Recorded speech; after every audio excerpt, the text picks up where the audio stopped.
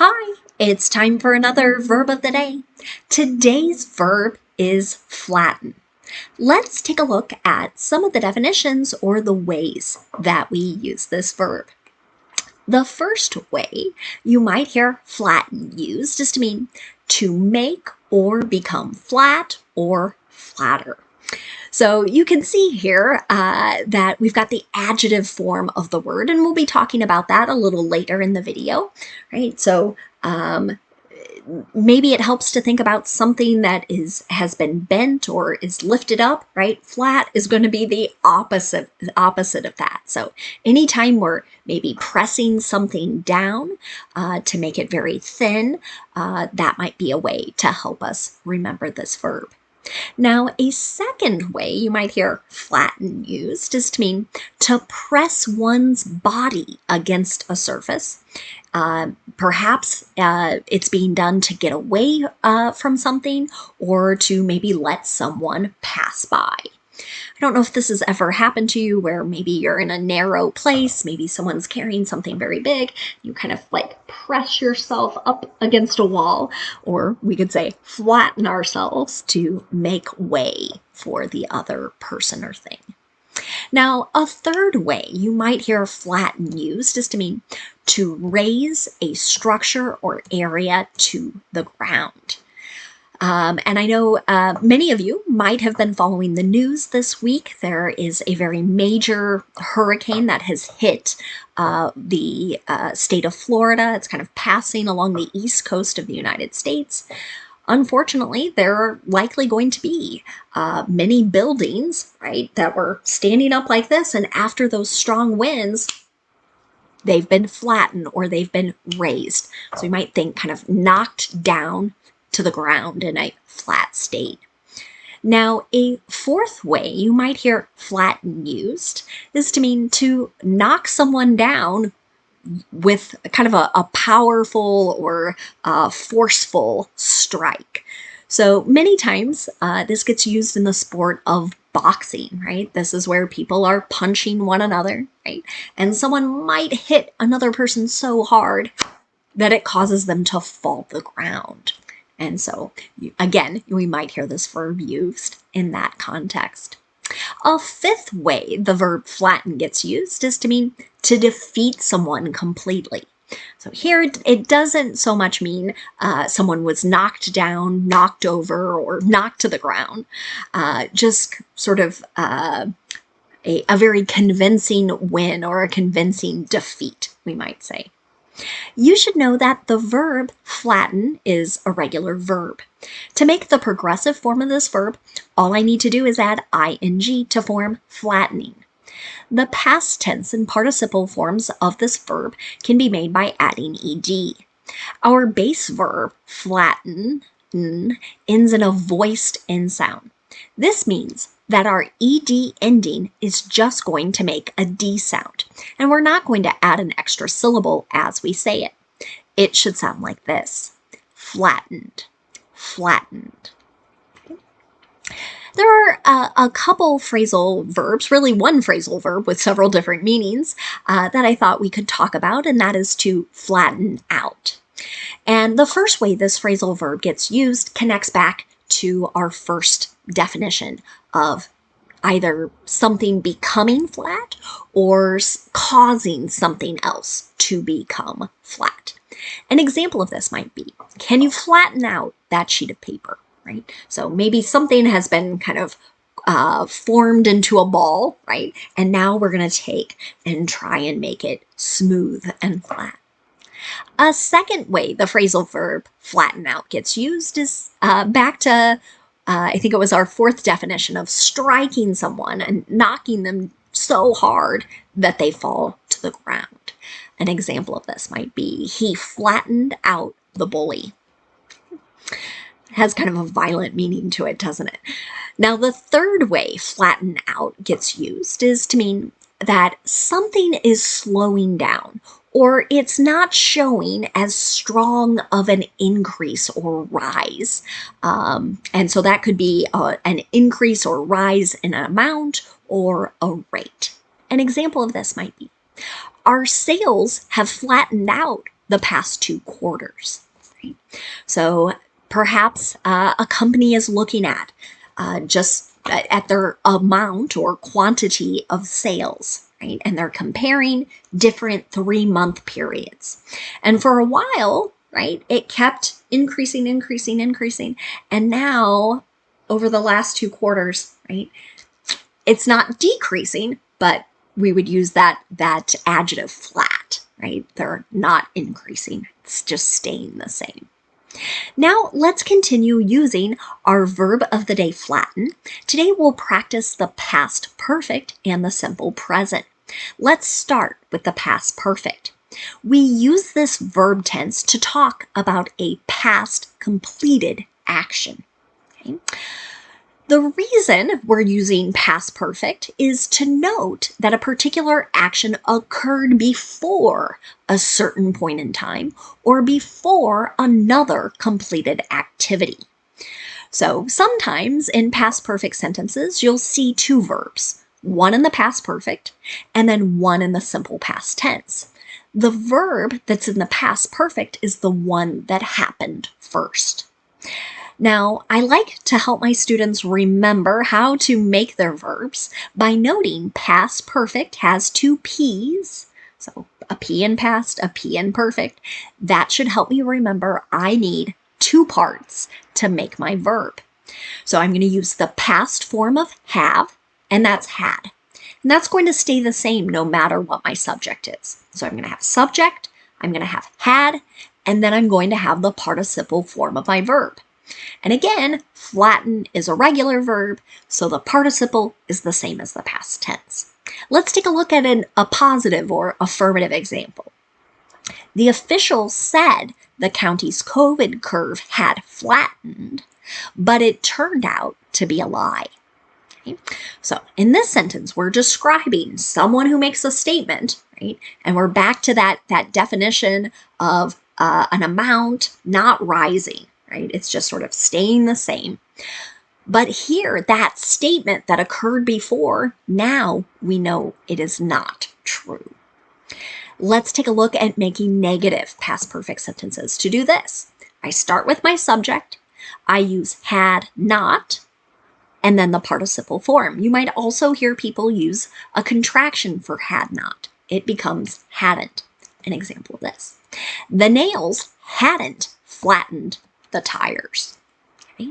So here, thank goodness, right? All the air still in the tire. Now let's talk about making a yes or no question in the past perfect. To do this, I start with had, then I have my subject, and then the participle form of the verb. Here's the last past perfect example. Had windstorms flattened his crops before? So that's that idea of many times we think, right, crops growing up, and now because of the wind, they're being pushed down to the ground. Now let's talk about simple present. We use the simple present to talk about our habits and routines. We also use it to discuss facts. The most important thing we have to pay attention to in the simple present is our subject.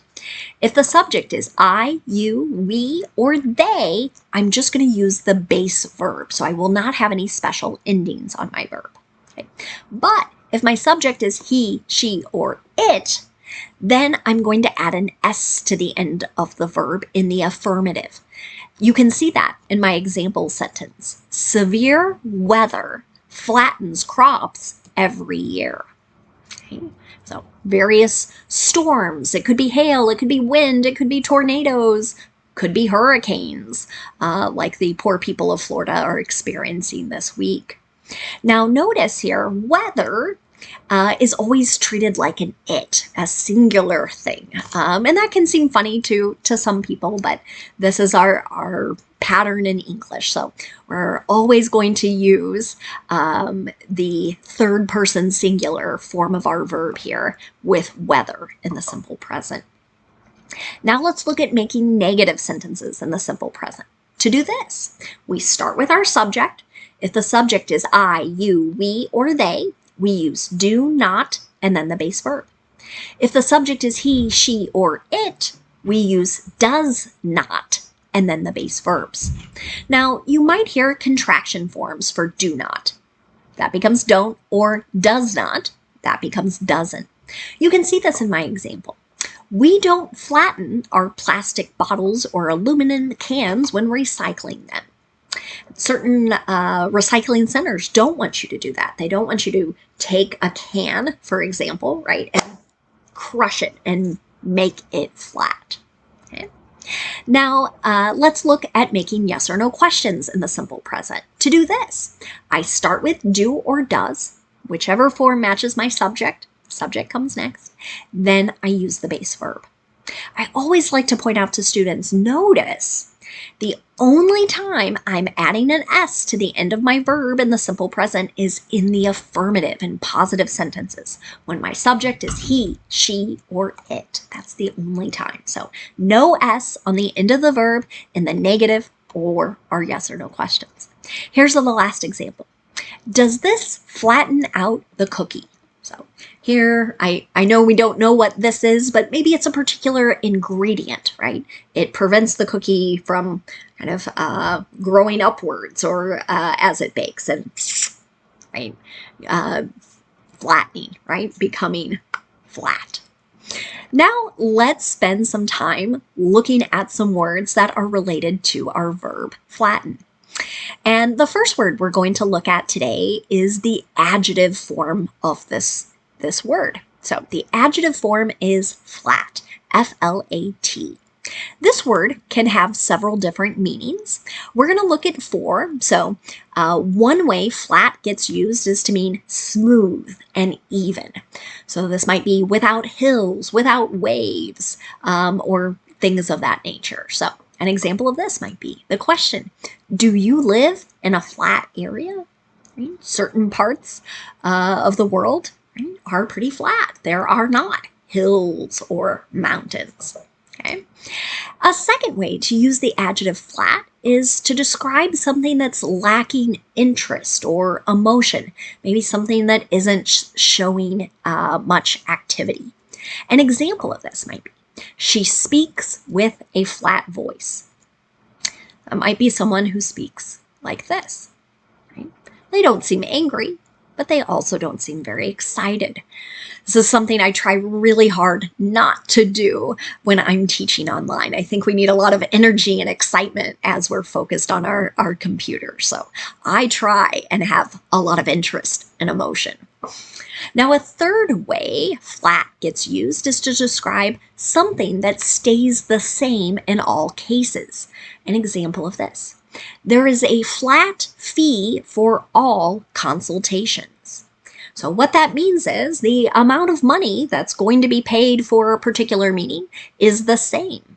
It might be the case, even if your meeting is only 5 minutes, you pay the same amount as somebody who meets for 30 minutes. That's that idea. The fee stays the same. Now, a fourth way flat gets used is in connection to music. So something that is below normal pitch. An example of this might be, his notes were flat throughout the song. Now, flat can also be an adverb. And we're going to talk about 2 ways you might hear flat used as an adverb. The first is to describe something that is in a horizontal position. An example of this might be, she's been flat on her back for a week. Right? So here we're describing someone who's consistently lying down. Now, a second way flat gets used is to describe how quickly something can be done. An example of this might be, they can run a mile in 6 minutes flat. Right? That might seem really fast to you and might not seem very fast to some of our viewers. Now, another related phrase you might hear is flatten the curve. You might have heard this a lot in the last 3 years during the pandemic. But what it means is they are trying to prevent an increase. This goes back to one of those earlier definitions we looked at. The phrasal verb, the third meaning for the phrasal verb flatten out. So to prevent some sort of rate or quantity from increasing greatly during a short amount of time. And so again, we heard this a lot during COVID. People were encouraging us to stay apart, to social distance, to wear our masks in order to flatten the curve. So not have more and more and more new cases each day. So an example of this phrase in a sentence might be, did social distancing and masking flatten the curve with COVID-19? Now, in some countries or some regions and areas, the answer might be yes, while in others, the answer might be no. The last thing we're going to look at is the phrase flat out. Okay? Now, one way to use flat out is to describe something that's being done in a way that is as fast as possible or as hard as possible. An example of this: the team has been working flat out all week. Maybe this is a lot of extra overtime. Who knows exactly? But what this sentence is suggesting is they're working as hard as they can. Now, the last way we could use that phrase flat out is to mean something is being done in a way that leaves no doubt in your mind. I've got an example of that. It said, my example here is, she said, this is flat out theft when she learned she had been sold a fake, right? So perhaps someone thought they were buying real gold or a real diamond, right? And it turns out it's not real, it's fake, right? So the person might feel like, there's no doubt I have been cheated. Someone has stolen from me. So that's why we see that phrase there, flat out theft. Thank you so much for watching today's video. I hope you have a great day.